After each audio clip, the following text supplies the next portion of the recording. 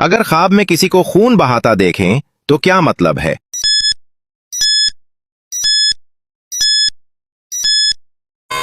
सही जवाब, गुनाह या आजमाइश। अगर कोई शख्स ख्वाब में खुद को मुर्दा देखे तो उसकी ताबीर क्या है?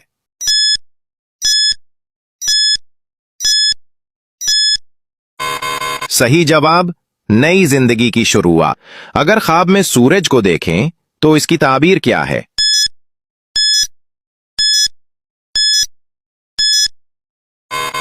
सही जवाब, रोशनी इल्म।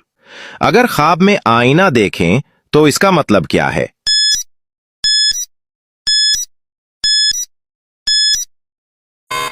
सही जवाब, खुद की पहचान।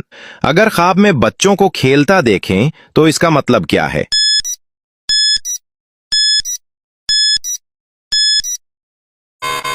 सही जवाब, खुशी।